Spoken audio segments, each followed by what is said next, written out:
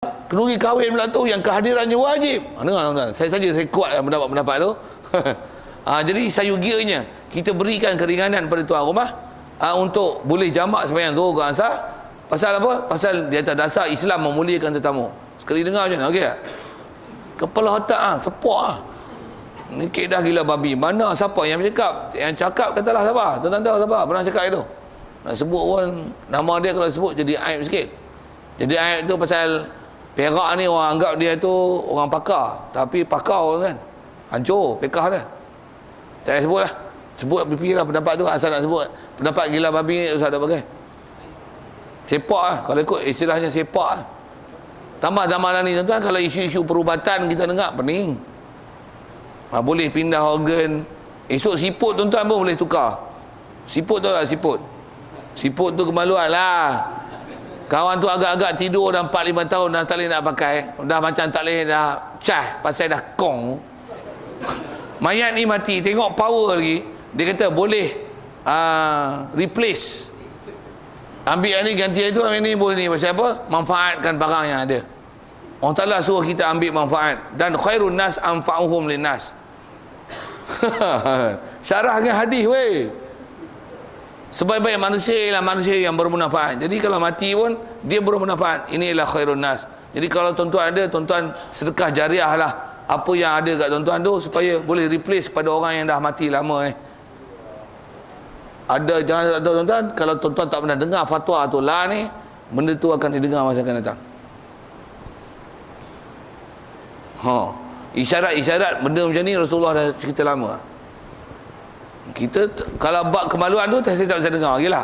Tapi kenduri kahwin dah ada orang cakap, bab dialisis ada orang cakap boleh jamak semayang, hujan boleh jamak semayang, traffic jam boleh jamak semayang, lagi apa mesyuarat boleh jamak semayang. Bab semayang Jumaat lagi pening. Buat perhimpunan apa-apa ada 13,000 boleh semayang Jumaat walaupun tak ada sekok pun pergi Bustautin situ. Boleh sembahyang Jumaat. Pening kan. Jadi tengok. Yang ni benda-benda yang disiplin ilmu yang tak dijaga, itu bab fiqh, bab akidah. Sama. Satu gaji elok ahli sunnah wal jamaah tu apa dia? Kaedah esok Acik ada pendapat macam Syiah lontar, pening kan? Pasal balik kepada apa yang istilahnya mana yang telah disepakati dengan ijma' dan mana yang kalau kata tak ijma' benda tu adalah jumhur ahli sunnah wal jamaah sebut kalau khusus bab akidah. Yang tu kot. Dia tak kata disiplin ilmunya adalah sama. Lain kalau ada. Ya. Ya. Mustautin. Mana boleh. Syarat buat Jumaat apa? Tu tengok pekah balik. Mesti ada 40 orang mustautin yang sah Jumaat. Maksudnya dia ahli Jumaat, yang lelaki baligh merdeka dan sah bacaan Fatihah, sah i'tiqad, bukan Syiah, bukan Wahabi, bukan gila babi, bukan apa tu yang ittiba' sunnah, tu Wahabi itu. Bukan yang apa tu yang tolak hadis, yang anti hadis. Mesti tolak, disqualified yang tu. Ada 40 yang memang pure punya akidah ahli sunnah wal jamaah dan sah amalan-amalan mereka dan sah rukun syarat mereka untuk beramal. 40 ni mustautin baru ada Jumaat.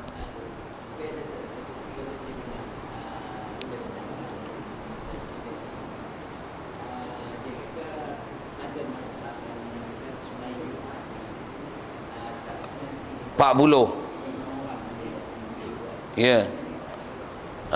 Di atas pendapat yang kata tak cukup 40 tu memang ada, tapi bukan dalam Syafi'i. Jadi kalau nak cakap bukan dalam Syafi'i, hang mesti ikut disiplin yang bukan Syafi'i. Kalau hang kata Hanafi, memang Hanafi disiplin dalam bab tu. Dia longgar dari sisi sudut bilangan, tapi dalam bab disiplin lain dia ketat. Jangan pula hang nak pakai longgar hak kita Syafi'i, longgar hak dia campur dengan Syafi'i. Hak ketat dia hang pakai Syafi'i kat sana. Mana boleh. Itu disiplin-disiplin ilmu yang diajar oleh ulama, jangan duk langgar. Dia ada istilah disiplin ilmu yang kena pelihara, yang istilahnya jangan mencampur adukkan disiplin ilmu mengikut ulama-ulama yang pakar-pakar dalam bab ilmu. Kalau saya sebut dalam disebar sedikit kaedah pemahaman dalam bab disiplin tu. Kalau katalah yang ni Ford Daimler, Ford punya teknologi engine dengan Mercedes sama kan? Tak sama. Kalau tuan-tuan pakai kereta Mercedes, jangan pergi dekat pakar bengkel Ford. Dasar prinsip ada mungkin sama, tapi teknikal satu-satu perincian dia tak sama. Mercedes pergi kedai Mercedes, Ford dengan Ford, komponen Ford, sistem Ford, Nissan dengan Nissan, Toyota dengan Toyota, Proda dengan Proda atau seumpamanya. Sikit saya buat dalam bab otomotif untuk menunjukkan ada disiplin yang kena jaga. Begitu juga dalam bab ilmu, tuan-tuan, dia ada disiplin. Bila disiplin itu tak dipelihara, dia akan jadi pening. Tak matching antara satu sama lain, habis-habis apa? Pening masyarakat. Masyarakat pening macam mana? Tuan-tuan pergi kedai kereta tuan-tuan pun okey tak kalau saya kata ni? Kereta tuan-tuan kita apa? Kereta Metopo. Apa tu? Mercedes, Toyota, Pro 2. Combine 3. Okey tak? Kita pening tak sadut beli. Masuk JPJ pun tak lulus kan? Saya sebut bandingan macam tu tau. Kita di akhirat esok pun kita terhenti di atas ulama yang membela kita. Pasal kita wajib intiqad. Rasulullah tu satu orang bagi syafaat. Antara orang yang boleh bagi syafaat adalah orang-orang ulama-ulama salihin. Antara mereka imam-imam mazhab. Jadi bila kita beramal, kita punya beramal apa? Syafi'i tidak, Hanafi tidak, buat Jumaat ikut bilangan 3 orang buat Jumaat. Lepas tu buat perhimpunan tak ada mustautin, entah mazhab gila babi mana dia ambil tahu. Imam Syafi'i esok kata dia hampa ni yang dia buat kelakar dengan aku. Hanafi kata hampa pun kelakar dengan aku, buat wuduk hang tak pakai, hang sapu kepala macam ni. Ini kaedah siapa? Main Ambali tak terima. Habis-habis tabung haji pakai. Apa pergi kat tabung haji? Tabung haji tak boleh bagi syafaat. Pergi minta tabung haji. Tak boleh pergi minta apa? Minta kat Batu Bari. Batu Bari tengok tak masuk senarai orang bagi syafaat. Hampir minta Batu Bari. Sikit yang bahasa gitu. Pasal ulama ajar disiplin. Mestilah ulama muntabar. Jadi pendapat-pendapat yang memang kalau ikut, yang tu bukan Syafi'i. Tapi ada disiplin yang kena jaga. Jangan buat rojak, campur ikut sendiri punya formula. Itu kot.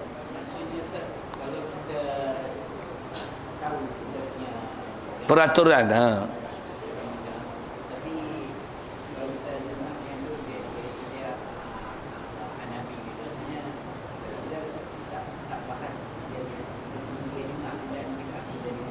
Ya. Kalau dia memang Hanafi, dia ada disiplin Hanafi, kita hormat dia. Hang ikut peraturan hang lah, kami tak tahu tu. Nak ikut pun kami tak tahu prosedur. Boleh faham kan? Macam tuan-tuan tak biasa bawa kapal terbang. Biasa bawa helikopter, tuan-tuan tak boleh bawa kapal terbang. Bufi kan bawa misal itu kan. Jadi orang bawa kapal terbang, hang bawa lah, hang pandai bawa, aku tak pandai bawa kapal terbang. Kalau yang kebetulan sama-sama lah. Kalau sama mau pakai prinsip kereta Toyota dengan Mercedes, sama je cara bawa. Altis dengan Mercedes sama je lah. Tapi ada yang tak sama kadang agak 2-3 komponen tu. Hang ni tarik-tarik ingat wiper, rupanya lampu. Hang ni pulai-pulai, rupanya wiper, rupanya jadi benda lain. Ada yang standard, yang ni horn, tu standard lah. Tapi yang lain-lain ada lain. Gear tu tuan pergi cari kat sini, rupanya gear kat sini. Saya sebut misal lah. Macam mana pun ada yang mudah dikenali dan diubah. Ada yang susah nak diubah dan tak matching pun. Yang tu yang kita jaga disiplin. Bab ilmu pun dia ada disiplin di situ, ada yang tak sama. Macam tu kot disiplin kita. Jadi kalau tak reti kaedah kita macam mana, hang buat cara hang, kami buat cara kami. Kami tak belajar Hanafi, kami nak kata betul tak betul ke hang, kaki silap pula. Kami buat cara kami. Ikut kaedah kita Syafi'i tak sah. Macam ni, sah macam ni.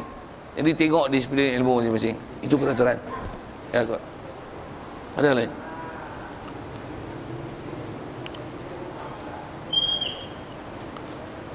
Kita pun habis sikit je.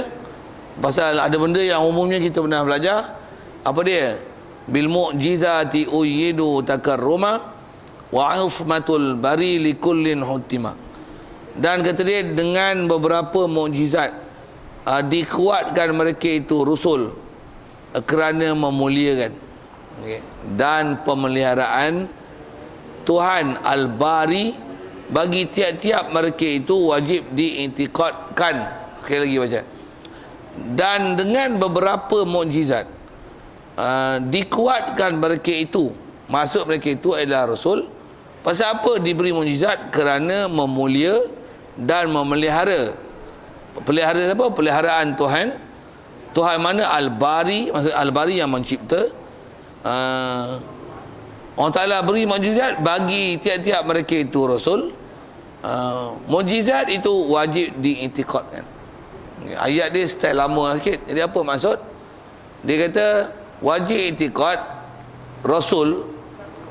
Kalau ikut dalam kurungan dia buat Rasul. Atas Masul saya duk ngaji tertegur duk sebut bab mukjizat ni bukan saja Rasul, bahkan Nabi pun ada mukjizat. Jadi bahasa mudahnya kalau sebut macam ni, wajib iktikad Nabi dan Rasul, Allah Ta'ala pasti akan beri mukjizat. Cuma ada mukjizat yang kita masyhur dengar, tak masyhur dengar. Ada yang dapat maklumat kita apa mukjizat mereka, dan ada yang kita tak tahu pun apa mukjizat dia. Macam mana pun wajib iktikad semua Nabi dan Rasul mesti Allah Ta'ala beri mukjizat pada mereka. Pasal apa? Hikmat beri mukjizat, antaranya memulia. Beri mukjizat antaranya kemuliaan. Pasal nak memuliakan mereka supaya mereka dihormati oleh kaum, satu. Dan yang kedua adalah sebagai peliharaan Tuhan. Istilah pelihara ni dengan makna supaya mereka ini tidak didusta dan diperolok-olok oleh kaum yang tak menerima dakwaan Rasul mereka ataupun Nabinya mereka. Pasal setiap Nabi dan Rasul tanpa mukjizat tentu tak boleh didatangkan sebagai bukti untuk menunjukkan bahawasanya mereka ni adalah benar Nabi ataupun Rasul. Tak dapat tidak, mesti ada proof, dan proof dia adalah dengan mukjizat. Jadi itu yang wajib iktikad. Allah Ta'ala hantar Nabi dan Rasul mesti bersama mereka mukjizat di atas hikmat. Apa hikmat dia? Kerana nak memulia, dan itu adalah ismah, peliharaan. Bahasa lain maksum, nak pelihara supaya Nabi-Nabi Rasul itu tak didustakan. Okey, sebut macam tu. Dan dari sisi hukumnya mukjizat ni kita wajib iktikad, Allah Ta'ala beri, wajib iktikad. Jadi kalau bahasa lainnya, kita wajib iktikad Allah Ta'ala memang pasti akan memberi mukjizat pada semua Nabi Rasul. Cuma banyak sikit. Dan umumnya disebut beberapa, banyak. Allah Ta'ala tak akan beri satu je, bahkan banyak. Cuma ada maklumat, dapat berita, ada yang tak ada berita. Okey, siap. Bagi bab mukjizat sedia maklum. Macam mana pun kod yang tambahan kat kita apa dia? Pasal kita kadang-kadang faham mukjizat ni pada Nabi Rasul tertentunya. Seolah-olah ada Nabi yang tak ada mukjizat. Seolah-olah. Tak. Wajib iktikad semua Nabi dan Rasul mesti ada mukjizat. Pasal mukjizat itulah menepati. Macam mana kita belajar dalam bab Nabi bercakap benar itu, Nabi Rasul mesti bercakap benar. Tidak akan ada apa-apa pendustaan pada mereka. Antara benarnya mereka itu, mana tahu adalah dengan sebab ada mukjizat. Dengan Allah Ta'ala beri mukjizat, dengan apa mereka dakwa mereka Nabi Rasul, Allah Ta'ala membenarkan dengan benda pelik dan luar biasa berlaku pada mereka. Itu mendalilkan bahawasanya Tuhan semesta alam mengakui, mengiktiraf apa yang dia dakwa, kata dia ialah daripada Allah Ta'ala. Tuhan semesta alam telah mengizinkan perkataan dia dan support dia dengan memberikan mukjizat tersebut. Itu sikit sebagai lalu untuk menunjukkan bahawasanya dalil menunjukkan memang setiap Nabi dan Rasul Allah Ta'ala bagi mukjizat. Wallah. Kalau ikut kita nak tangguh situ, InsyaAllah kita sambung esok. Wa khussa khairul khalqi an qatamama. Wallahu a'lam. Jadi yang terdekat kita bicara mukjizat. Soal kalau ada sekitar itu, kalau tak ada tangguh insya-Allah. Soal.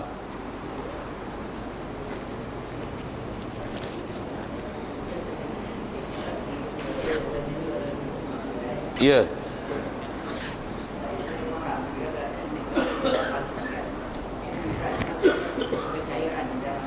Ya.